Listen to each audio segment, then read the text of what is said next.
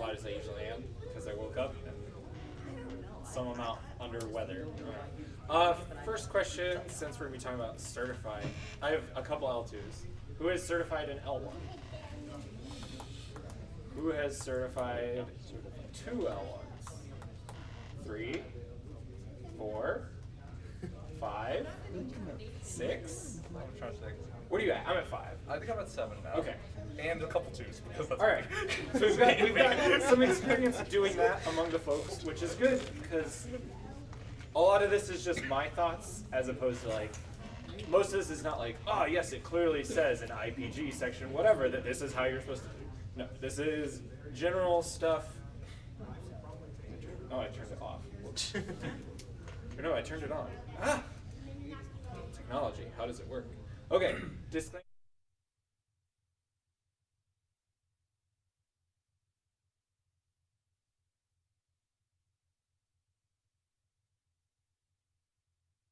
Because we have L1s here, or some of this might apply to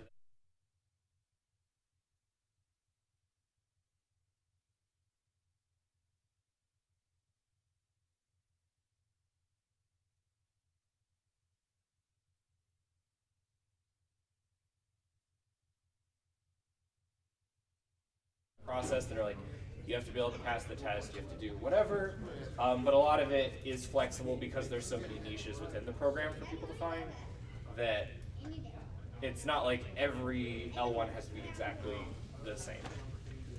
Okay, so starting off with identifying good L1 candidates, which is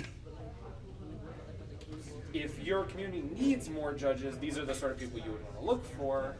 And if you have people coming to you saying, I want to be a judge, these are the sort of aspects of the person you want to identify to see if they're a good fit, and also to gauge areas they might need to work on moving forward. So my first one is the basic, easy one. Obviously, they need good rules knowledge. That's what an L1 does, mostly outside of running events. And most of the people that come to you are going to come to you because they're interested in this stuff. That's like well over 90% of the people I've talked to and connected people to while I was the mentorship lead for a year was, I like the rules, I want to do more stuff, how do I become a judge? Desire to help grow a community. That can be a store, that's totally acceptable. There are plenty of L1s who they do a really good job in their store and they never leave their store. And that's perfectly fine. But a really good quality is being willing to interact with your community. You're not just the person who puts pairings up and yells at people. You're the person people come to with questions. You're responsible for maintaining a good environment in your store. All of that. This one sounds really dumb, but also you want candidates who are actually going to work events and do the judge stuff. Attrition is definitely a thing with people missing maintenance. And I've definitely talked to I have one friend that's 100% deserting this year that's an L1 because he likes the rules stuff, he mostly keeps up on the judge stuff, but he has nowhere that he's doing judging at, and he doesn't really have any interest in actually judging. He's interested in academically, this is cool and interesting to know the rules stuff, but isn't actually going to be a judge. Doesn't really need to be in the program. Moving forward with Judge Academy, bringing back the rules advisor, that's something that this sort of fits better into for this kind of person. Is if you want to be someone where someone can feel comfortable asking you a rules question, that's for you. If you want to be a judge, you need to actually judge events. Is already doing the judge stuff kind of ties into that, which is store employees that already run the events, or if it's not even an employee, but just the person who's already sort of coordinating that. I actually became an L1 because Andy Thompson came and played a pre-release at the store that I played at, saw me running the event, putting pairings, announcing stuff, and it was hey, are you certified? Do you want to be? Because I was already doing all the judge stuff for the store, there's not really a reason for them not to be certified, right? There's a cost upcoming, but realistically, you can still just not do that. And previously, there's no cost to being an L1, right? So why not have that extra certification, because it opens up more resources to you. Friendly and welcoming.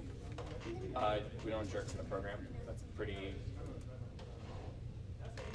And player experience focused. I had customer service focused here eventually, but I think that's like a little different, because that's customer service tends to be more towards like resolving things, as opposed to focusing explicitly on, are my players having a good time. We want judges who are good at running events, but also making sure that the players have fun at those events. You know, yes, you can have minimal round turnover times, and you can have everything posted, you can do really great announcements, but if they're not having fun and enjoying your events, the players aren't going to come back, so what's the point? Do I have one more on this? I don't have one more on this one, so now this is sharing time. Qualities you look for when you've had someone approach you. What's something you've had someone come to you and you're like, ooh, yeah, this is really good. People who are coachable to feedback. Able to learn is important. A pretty large degree of self-motivation from them. Yeah. Judging for the right reasons. I like the wants to be judged to judge, but I've had players come up to me and say, hey man, I saw you got some of those judge promos recently. I need to get me some of those. How to become a judge? I'm like, well, do you really want to be a judge, or are you just trying to get foils? Like, Right. I do have a thing on motivation. Well, that disqualifying things, which is bad motivation. It is worth noting that, like, if they're gonna do the judge stuff, some amount of bad motivations are okay. I know the example I always hear from people is Brooke, who's like a L2 from Montana. yeah. Right? Or like straight up became a judge because he wanted judge foils, which is fine because he also does all the judge stuff. If you do all the judge stuff and you do it well, it doesn't really matter why you do it well. It just matters that you're going to do it well. So a lot of these, if you don't fit into it, or a candidate doesn't fit into it, specifically, it's, do I still think they can do a good job? They can have the worst motivations possible. If they're going to do a good job, we largely don't care. Yeah, just to speak on that, like, I straight up certified because there was a conference and there were foils, and I'm like, wait a minute, I get the certification, get cool shiny foils? Yeah. If that, Min mentioned, they need to be self-motivated, right? Part of it is finding the reason to do all the stuff, because there's a lot of work on your own time. Another one that I've noticed is like if they handle pressure well, like it's one that a lot of people don't think about, but taking judge calls at huge events that have like large implications on matches can be kind of unnerving. Yeah, even at FNM, like, particularly when you're starting out as an L1, you're gonna get pushback from players on stuff, right? You don't have to be like super excellent conflict resolution person, but you need some amount of being able to deal with the pressure of a player turns to you and is like, yeah, I don't think that's right. If your candidate seems like the sort of person where if you turn to them and were like, yeah, I don't think that's right, they would just back down, that's something to work on. All right, identifying bad candidates or areas that need work and otherwise good candidates, or fill in disclaimer, etc. here. I have the top of the list, which is my least favorite one, which has disqualified a number of people I've talked to, Alpha Nerd. Become a judge so that when someone disagrees with them on a rules or something, they can be like, actually, I'm a judge, so sit down, kiddo. Nope, absolutely not. That's a huge, big, bad one for me. And that ties into some of the good ones, like, that's not being player experience focused. That's not being welcoming and open, and a lot of that stuff. But this is the one I've noticed biggest in gaming circles as, like, this attitude is pretty prevalent and pretty unhelpful. Bad motivations in general is sort of the sub under that, which, like, we mentioned, do you want to do it for the foils? That's fine if you're going to do the thing.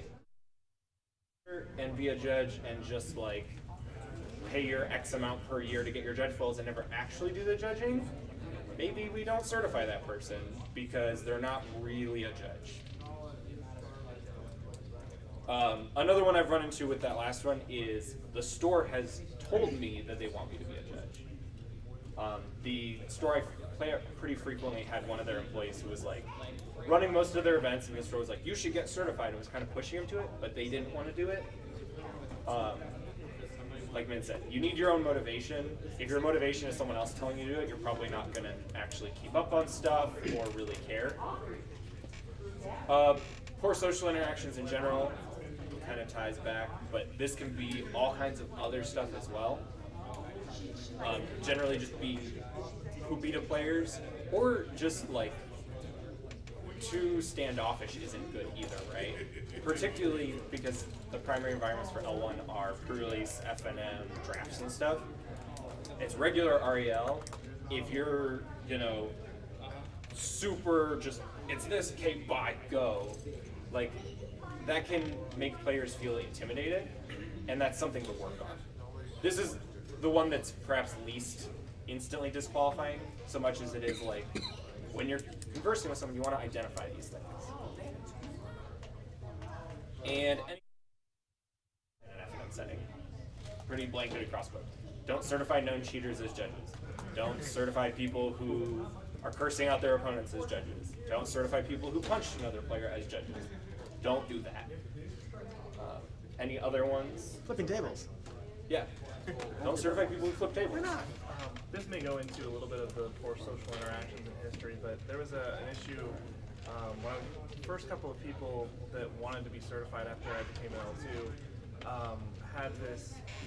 One of them was a store employee, a couple of others were regulars at that one store, and so their interactions were not, they didn't want to present them. They didn't realize that once you become a judge, your interactions with other people, once people know you're a judge, are going to reflect the judge community. And so, that old boys club mentality that may function at that store, regardless of, my words to them, if they act like that other places or even at that store, people are going to see, they were unwilling to change that behavior, knowing that it would affect how people perceive judges as a whole. Yeah, that's definitely a big one. Is each store has its own environment, but you need to be sort of detached from that once you're into the program more. So, I do have a question. So you have anything that would count as a serious problem at FNM? Yeah. And you and I have talked about this in the past. The store says, hey, we don't allow prizes for ties, and the guy running the event says, cool, we're going to decide by rolling dice. Yeah, so again, there are wiggle rooms on these. The store has created bad incentives, so the player did something within the bad incentives is something that to me is written out as a serious problem and properly determining winner, but to me actually isn't, because that player is behaving as I would expect a rational player to play. Sure. Now, once that player becomes a judge, they do have to understand that even if that's the bad incentive the store's giving you, you can't do that anymore. But so what kind of growth would you expect out of a bad candidate before you would expect them to be a good candidate? Like, for example, a player that got caught cheating at FNM, what kind of, is there a redemption that you would accept? They've been coming back for years, and I've seen them grow. yeah, so largely, it depends on the exact one. A lot of these, the problem is that they're going to create a really negative perception of that person in their community. So to me, the biggest thing for bringing them back is their community one where once they become a judge, that community is going to trust them to be a judge and do the judge thing. If a player got caught cheating, when they come up to a table and take a ruling, are those players going to trust that they're being honest? Particularly if it's like, the FNM setting has a lot of awkwardness, and we'll get to that, I think, on the next one. No, one after that. With, the mindset of being a judge, where the players can't have any doubt that you will be unbiased in your match, or that you will be honest. A lot of my new L1 candidates, I tell them, if you have a call in your match, let anyone else do it, at least initially. Like me, now I've been a judge long enough, I mostly do take my own calls at my own table. I tell them they can ask someone else, or if there's another judge in the store, I'll get that. But largely, like, I've built some trust in my community. They trust them, to be honest with them. That took a lot of time. So initially, I just didn't. I didn't even pretend to answer it. They would be like, I know you know what this is. How does it work? And I'm like, let's just bring someone else. I do know how it works, but like, I would prefer if someone else neutral did it. Little things like that will build trust in those players. The players seeing like, he is going out of his way or their way to make sure that the game integrity is maintained. So stuff like that. If I talk to the store owner and the players and like, yeah, they're fine now, sure, not a problem. I had an interesting bad candidate, which was, let's be blunt, he was 14.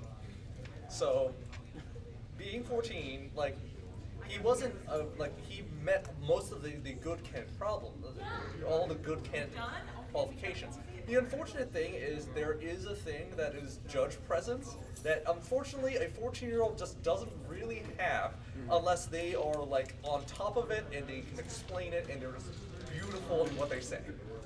He wasn't that. And I have to be blunt with him and say, hey, you're 14.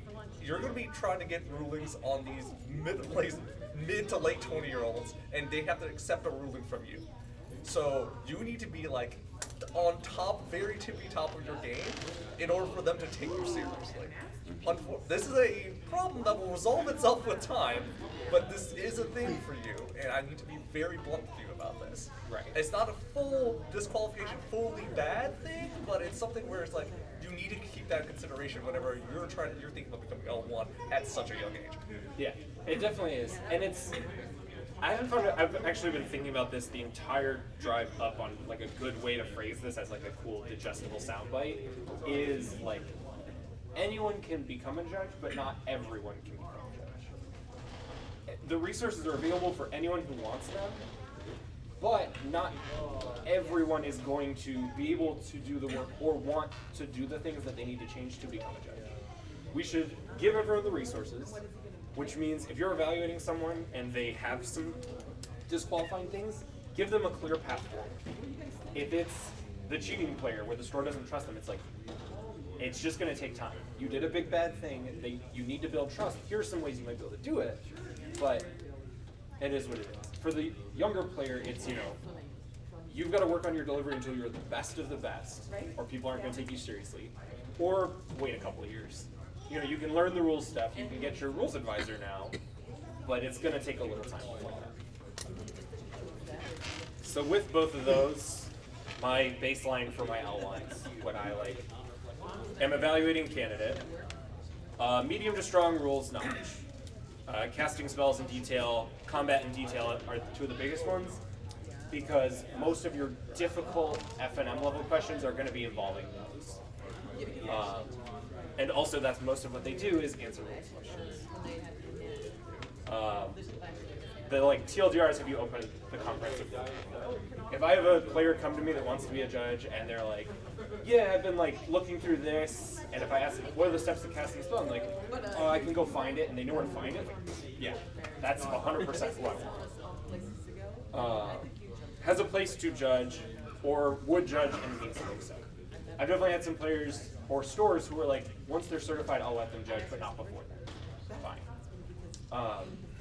I have likewise had some people who want to be judges who just, every store in the area has someone that already does it, and they're just not going to be able to do the thing, at all, outside of, going out of their way to find somewhere else to do it, and for them, I'm not going to certify them. Someone else might want to, that is very much your mileage may vary, but for me, I'm not going to set them up to instantly flush back out in a year because they haven't done any events. It's a bad experience for them, and it's going to feel like they wasted a bunch of time. And if you have someone that's enthusiastic about the program and that's the limiting factor, it's better to find a way to resolve that first, rather than ignore it and then have them flush out and then lose that enthusiasm. I mean, I agree with your statement a little bit, but at the same time, when I became a judge, all the stores had judges in town. Right. And I think if we go back to the statement about work ethic basically. Like, Yeah. how bad do you want it? And and so my first couple events were SCGs because I was lucky enough to And get selected. that's fine too. If someone straight up is like, I'm really interested in going to competitive REL, that's a path forward to doing the judge thing for them. In the same ways, like, to me, it's also mostly good enough if they're like, my store has someone that runs the events that is a judge. I will be around and I'm happy to answer rules questions if they need help, and they're willing to put me in WER as a judge on the events, which you're allowed to do. Sure, you're not going to flush out, you're doing what you can, and if a spot arises or opportunity arises, you will be ready. All of those are acceptable. The issue is just more like, I'm in the middle of nowhere and there's a store, but I only go once every couple of months. Yeah. Sociable and healthy for the program/community. And I put them in that order because for me, I actually think they're more important in that order. Once you become a judge, you reflect on all of the judges. If you screw up and colossally tank something, you're tanking something for all of them everywhere. If you tank your community and give them a bad taste in their mouth, it's just that group of people, as opposed to, you know, I did the MCQ a week ago. If I blatantly like DQ someone because they're playing against my friend and I want my friend to make top 8, that's gonna stink the entire city of Indianapolis, if not the state. That blows up on Reddit and it goes nuts, and that kills trust for people that did nothing wrong. As opposed to just my community doesn't trust me, and yeah, that sucks for me, but it's just that area. Others may disagree, but Oh no, I was gonna say along those lines, like MCQ in Columbus, not that long ago. You know, I was on deck checks and it was unfortunate. Somebody got deck checked in the last round with like foil lands in their deck that were super curled, and you know, I was like, you gotta replace these. And their friend, who wasn't even at this event, decided to take to Twitter and you know talk about some ridiculous stories about you know, oh, I told them they had to play off-color basic lands in their deck, and you know, this, that, and the other, and it's like, you know, regardless of the situation, it's those, whether it was even a good or a bad situation, is players remember what they perceive to be a bad situation, and all of a sudden, you become other judge, and that applies to everybody. yeah. I noticed also lately that judges are oftentimes getting thrown under the bus on social media for whatever calls that the players were not That happy bad with. call of the GP becomes. Yeah, the like social media thing has definitely led to like high profile upset players post a thing online, which is why as a judge, it's really important that we can always trust all the other judges. Don't let someone in that you worry is going to become other judge. Right. Also, if you do actually become other judge based on something that's close, don't let it get to you. Yeah. Don't let it get to you, and also like own up to that, right? You want socially healthy includes will own up to mistakes and go tell the players like, hey, I'm sorry I screwed this up. This is what it's supposed to be. I did the thing wrong. I'm sorry I was mistaken. That also builds. How do we handle those super high impact things? Like the thing with Amaz in Vegas, or like Paul Muller just ripping judges a new one on Twitter, where he's got 10,000 followers, and then how does the judge program like stay on top of things? Like that's Step one. Mid will know better than me. Step one, don't say anything. Just it's the thing about it is social media moves in waves and cycles. Be silent, let the wave crash over, something else will pick up and it'll move on from that point. Being silent will help you more than anything else. Because any more information feeds it. So generally speaking, be silent about it. There are people, trust me, that are out there that will advocate for you if you did the right thing. And there are certain judges that actually have enough clout to actually move things around. You're in the middle of it, you're not one of them. So let them help you if they can, and otherwise just let's ride it over. I've been the target, just let it ride. Yeah, I was gonna say along with that too is that you can't help situations that you aren't a part of, but you can help the situations that you are.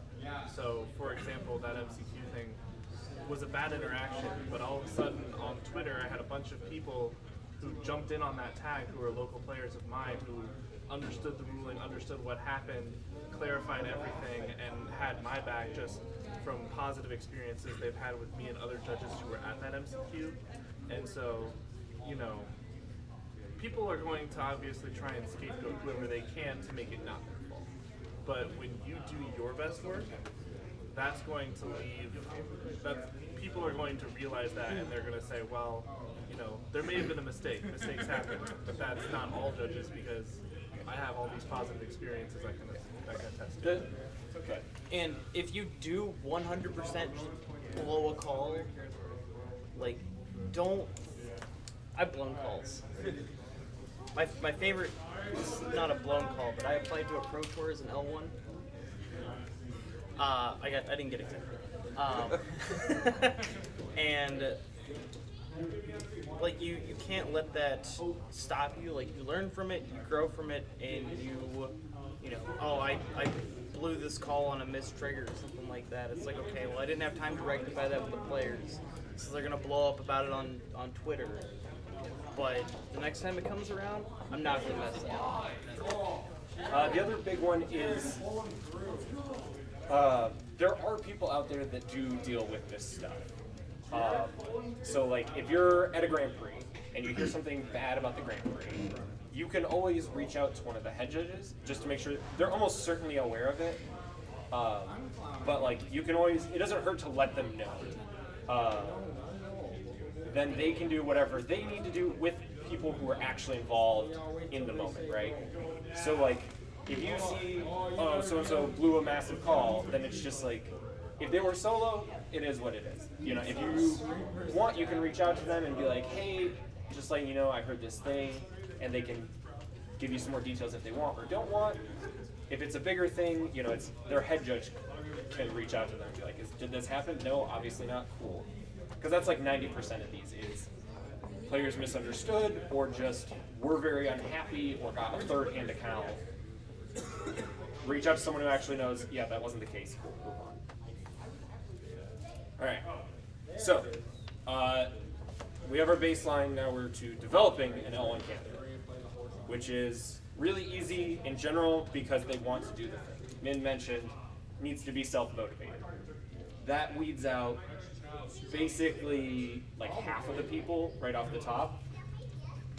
Yeah, it's a lot, because like, it's a lot of work, and it's largely on your own because so much of this runs on volunteer time anyway, that like, they need to want to do the thing anyway. You really just have to give them a nudge in the right direction, or show them where the right direction is, and they'll go themselves.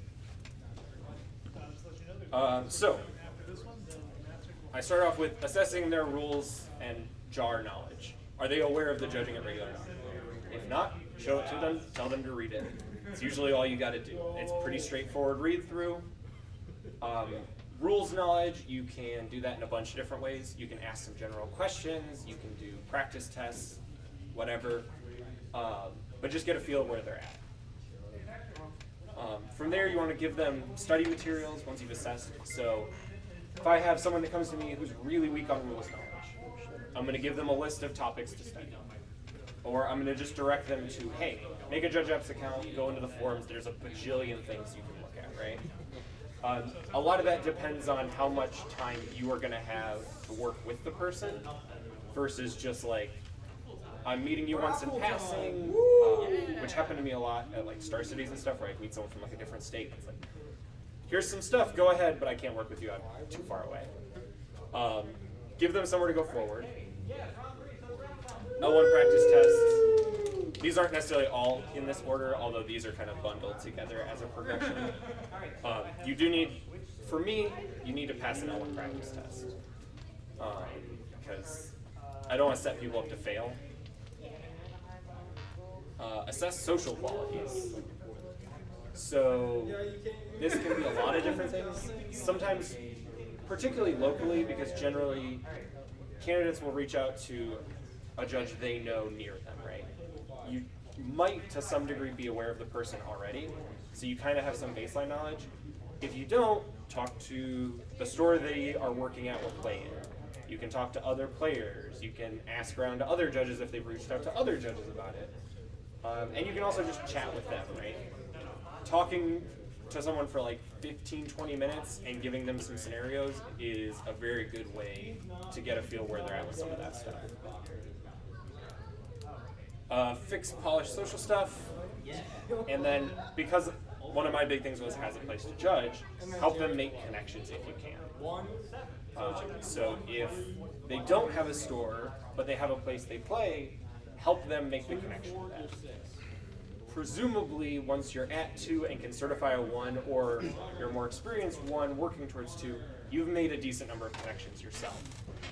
So you should have more of the skill to help them go to a store and help sell them, which is also teaching them this is how you sell yourself to a store. This is how you interact with a TO about, hey, here's the value I'm bringing. This is why you should let me do stuff for you or pay me to do stuff for you ideally.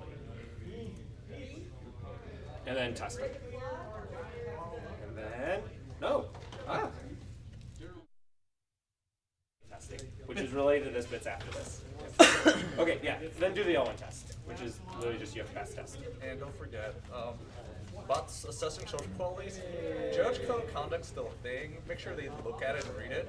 And if they think it's problematic for them, then do some assessments. Yeah, the JCC, reading the JCC should be, read it, yup, checks out, cool. Any amount of like, I'm iffy on this is like, okay, but why though? Because like, we are very much helped to this. I was gonna say, usually, like, if somebody's like, hey, I want to be a judge, my number one thing is, all right, before we start anything else, I have the conversation about why they want to be a judge, and I sit there, watch them read the judge code of conduct and answer their questions about it, and like get their opinion on it, because like there's no point in going forward in the process if they won't do that. Right. And their motivations matter to some degree. You need to know they have a reason to actually push through doing all the solo stuff.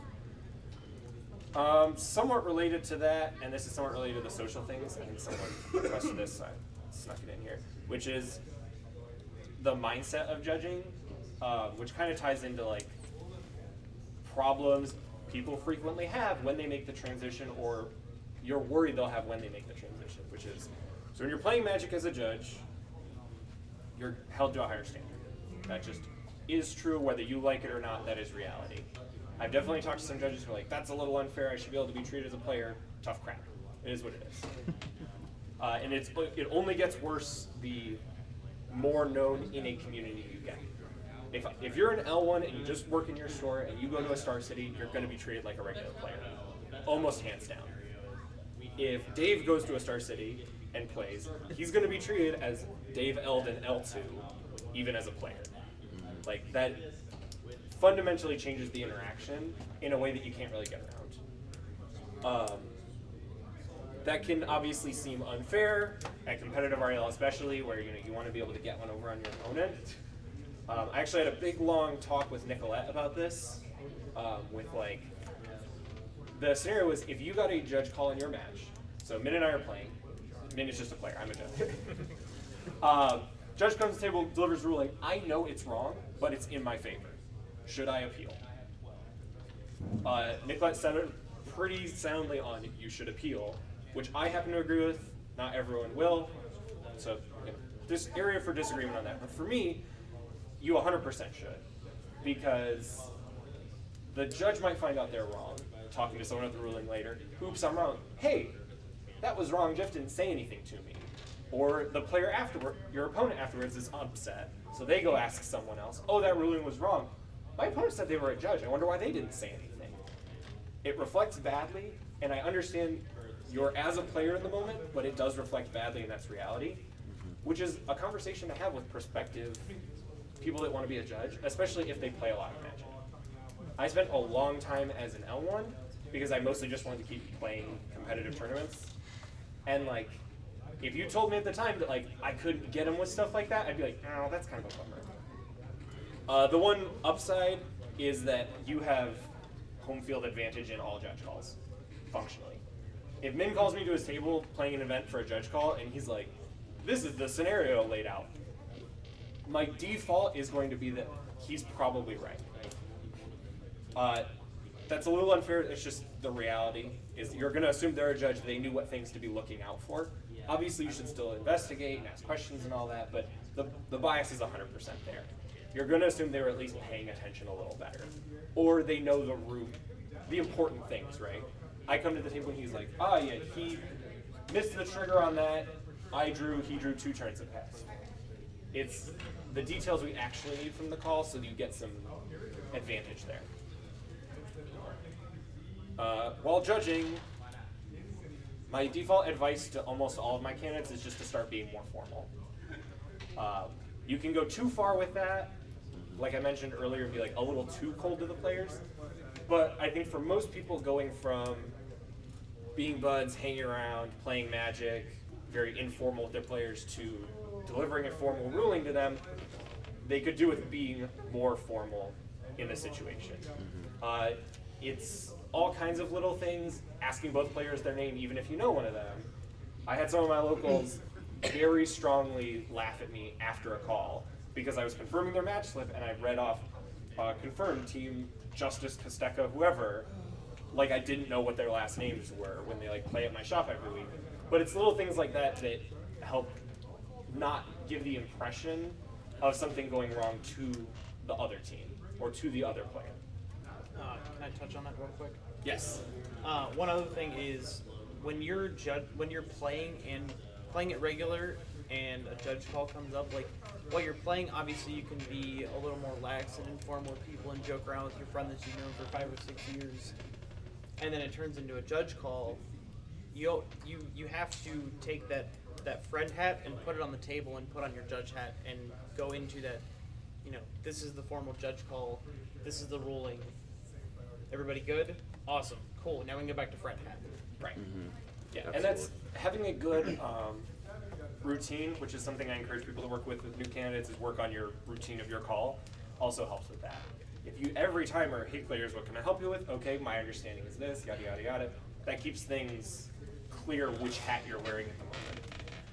It's a lot easier to lose trust than to build trust in your community. You can be a good L1 in your store, do nothing wrong for years. If you catastrophically botch a call in a way that looks really biased, that's going to destroy all of that in a day. It's a bummer, is what it is. I worked as a camp counselor for several years. One of the big things they told us is that the presumption of impropriety is worse than actual impropriety.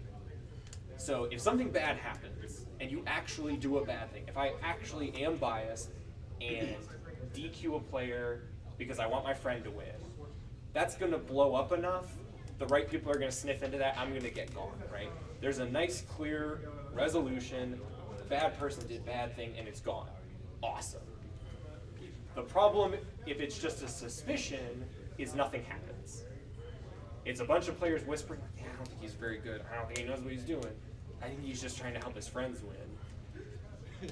Even if that's not what you're doing, if you give off that impression as part of what you're doing, it's going to destroy that trust in a way that is really hard to repair because there's not a good resolution at the end of that. Specifically on touching on that, the situation I mentioned earlier in regards to the MCQ ruling where a player had gotten a game loss for mark cards basically. The person he was playing against was a, as they put it on Twitter, local store legend.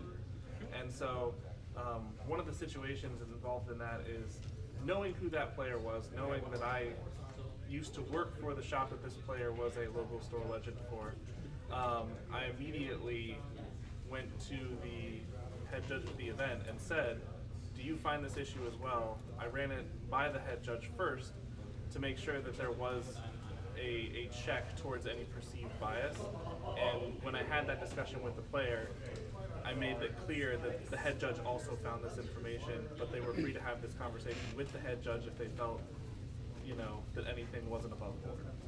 So you can take that initiative prior to, if you think that there's a conflict of interest, if you're giving a ruling against, your roommate or your best friend or an L1 that you tested or whatever, and you're like, I don't feel comfortable taking this because of how close I am to this situation, You can call another judge over. You can call the head judge over and have them review the situation on your behalf. You don't have to be locked into something like that if you think it could make things look, like the presumption of impropriety. Yeah. And it's the judge hat, friend hat thing too. Yeah. It's taking all the steps that you can think of to avoid stuff like that. At FNM, it's getting someone else to answer a question in your match. At competitive REL, it's I'm about to rule in favor of a friend of mine. Let's double check that with someone else just to make sure I am on board here, right? Because there's all these little cognitive biases you're going to have anyway. You want to try and check as much of that as you can. All right. For something mostly different, this is kind of related to like L1 testing that I went over. This will be quick because we already went over that. But one of the things when I was doing the mentorship stuff was like reaching out to L2s and being like, hey, can you work with so-and-so? And a lot of people are like, I don't really have the bandwidth for that. I don't really have the time. It's super easy and it's totally acceptable to test someone in one day. Again, because a lot of the people that are coming to us that want to be judges, they already want to do it. A lot of them have already looked into it. They've already started doing work. Every now and again, you'll get someone who's like, oh, I've been playing for 6 months and I'm interested in becoming a judge. All right, you got to give them some study material. They're probably not there, right? But a lot of them are like, yeah, I've been playing for 7 years and like I just get more interested into it. I want to finally do it, right? Already a lot of the way there.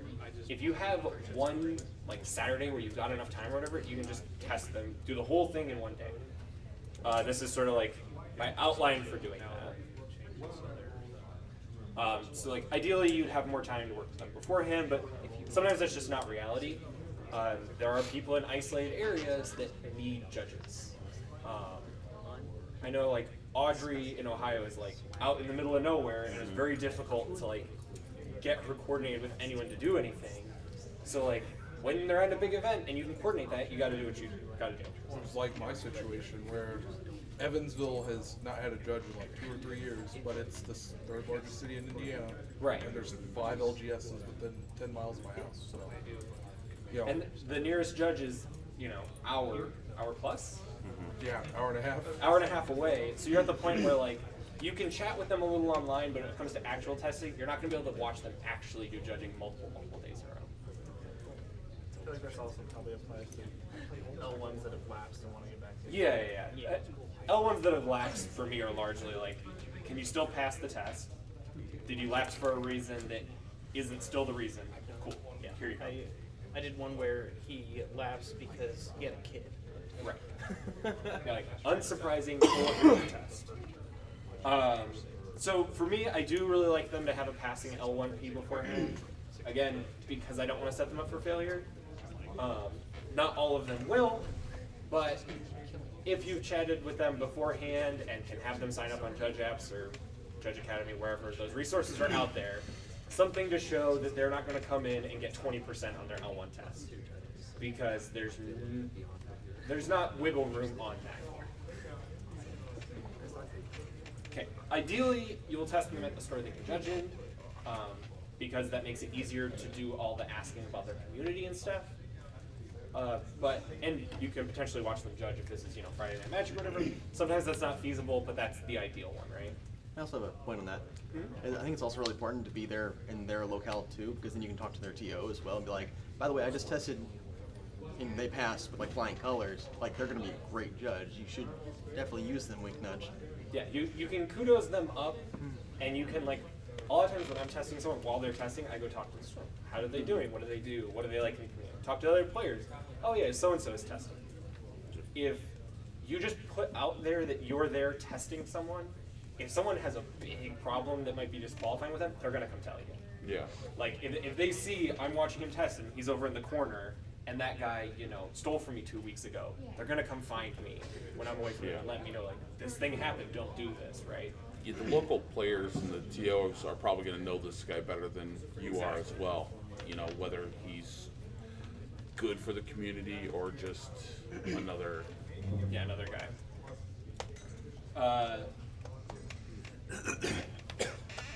Oh, right. I accidentally hit it once while I was standing around. Okay. Interview should come first. You want to go over all the logistics things, and that's going to take a lot of time. And if they're too far off of that, you might just want to not go ahead with testing that day. That's going to be all the slew of like difficult jar questions. Throw some cheating, some sneaking extra cards into a sealed pool, some pre-release. I thought it was all of the cards I opened over the entire weekend, because I've definitely got that before.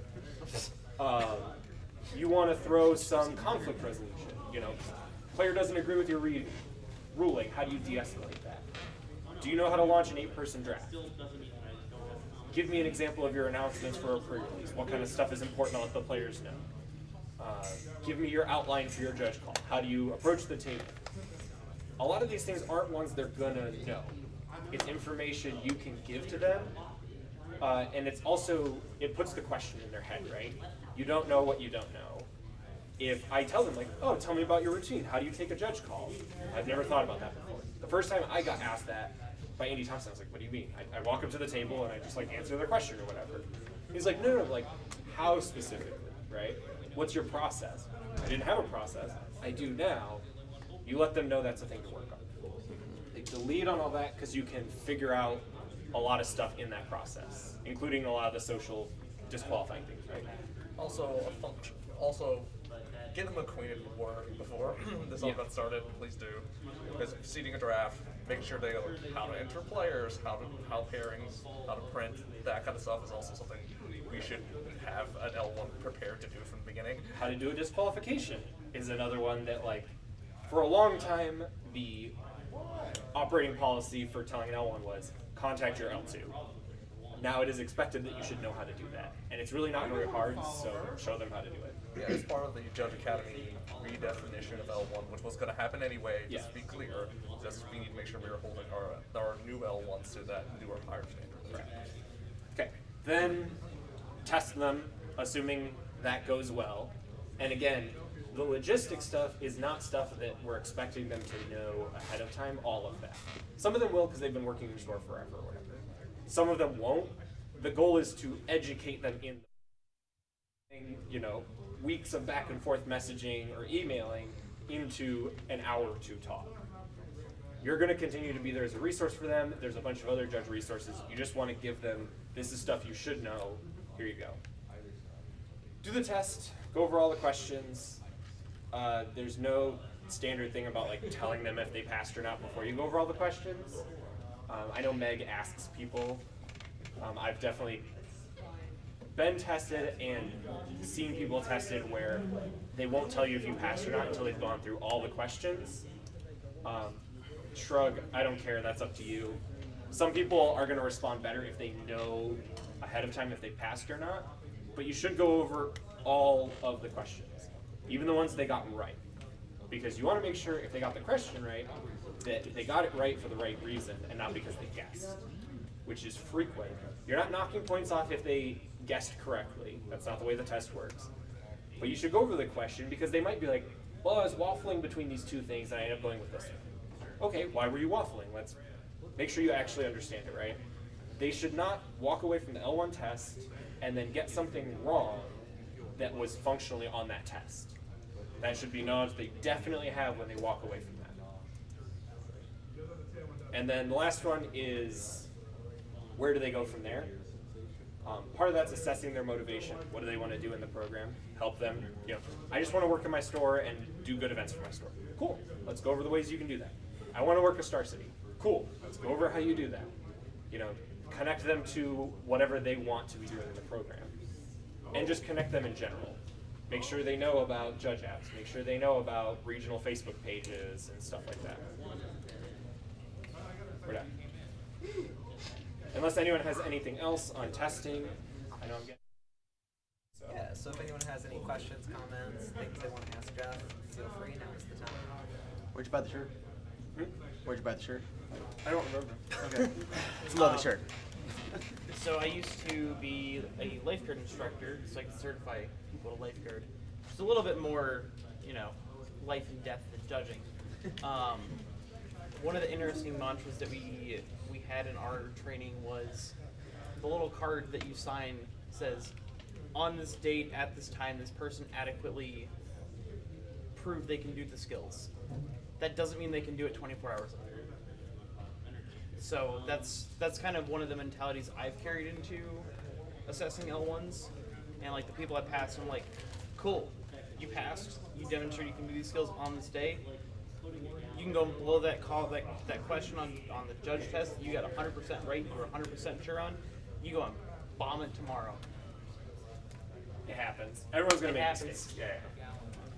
So We want to make sure that at least it might not be their best, but like they have the capacity to clear the bar. Yep. From there, everyone makes mistakes, and everyone's going to improve from there. Hopefully, self-motivation. But any other questions, comments, concerns?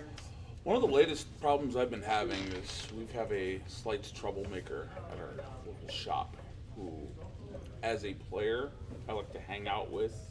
We play cards together and such. But when he's in events, he likes to do stuff like, oh, I'm too lazy to get up. Let me just switch table numbers and I'll sit at the table. And I asked him several times not to do that when I'm judging. And most recently, he did it, and I asked him again, and I said, why do you keep changing the table size? And he's just, excuse my language, he basically says, because I want you to be my bitch. And so I said, if something like that happens again, I will penalize you for it. And he got upset at me telling him that, and he just all up and left and boycotted the store afterward. Yeah, it's going to be TO relations stuff at some point, Yeah. which is like, before you do anything for serious problems at regular, you should let your judges know that like, if you're going to do something severe, let the TO know first. Because also like, it's fully the TO's call to say like, I don't want you to do that. You can go do it and then understand you're not going to work for them anymore. Maybe that TO sucks and you don't want to, but. Along those lines too is whenever I judge an event that I know friends are playing in, most of them know this because I've had the one-on-one conversation with them at one point or another, is that when I'm, in judge uniform, when I'm judging an event, I'm a judge first and your friend second. And if I give you direction that, per the tournament rules, follow my direction. I'm not joking with you. I'm not going to ask you some absurd thing to do while I'm judging. If I give you direction, do that. If I tell you don't switch the table numbers, don't switch the table numbers, or it will be a penalty. If I tell you, please make sure that, men aren't using the women's restroom, please don't do that. That is a direct, from judge direction. And so like, nothing that I do as a judge is going to be biased towards you because you're my friend. Having a good delineation between your hats is very important there, so that they know very clearly when you're interacting with a judge context or not. The other big thing I tell all my people I've certified is, the jar says, here are how to fix common situations, here are the serious problems. But you can 100% give other penalties to drive a point home if they're not listening, short of disqualification. You're the head judge, you can do what you want. You shouldn't always do what you want, but as a tool, because I've dealt with stubborn players and I've had a lot of people I've certified who ask about stubborn players, because it's a good question, is I tell them, tell them once, and if they do it again after having been told, give them a game loss. That will 100% send that message home, quit doing this. People do not enjoy losing. If they do it again, match loss them. And you can go all the way up to disqualifying them from your event because they refuse to follow tournament officials' instructions. That's completely acceptable. If a player is consistently obnoxious about that, at a certain point, you have to just drop the hammer on them, which is, again, something I want to evaluate in an L1 is, are they someone that's gonna drop the hammer on a friend of theirs? If it's their friend that's consistently not doing the thing, are they ever actually gonna game loss or DQ them, or are they just gonna let them get away with it? Avoid match point penalty, and that one's not a good penalty to give people. Yes, you can penalize people's match points. Oh yeah, don't do that. That's Don't do weird. that. It's a bad idea. Laura does not like it. There was a situation that is a little bit similar to this. Is I started judging back when they had GPTs. I started doing GPTs in an event or in a store that had never run competitive events before, and they would just call out player pairings and they sit wherever they want. And so before I had agreed to do the GPT, I was like, all right, I'm going to come in, I'm going to run your F&M, kind of get a feel for how you do things, how the store runs. And I came in and I was like, I set up table numbers, which they had never set up. They were still sealed in the plastic wrap. And, I was like, all right, everybody sit at your table numbers. And they're like, they, round one, nobody's added the table number. So they're like, well, where's our match slip? It's at your table number. And then I was like, which you guys are expected to sit at for this and competitive events. And they were like, well, that's not really how we do things. And I, talked to the TO beforehand. And but going into round two, I was like, all right, so for this round, you're going to have anyone not at their correct table number at 10 minutes into the round is getting a game loss. And they tested me on that, and the TO knew what was going to happen. And so a bunch of people got game losses, and then there was one stubborn player that refused to move it. So it's like, you can sit there as long as you want, You're gonna keep losing. I was like, you're gonna keep losing games every time you don't do this.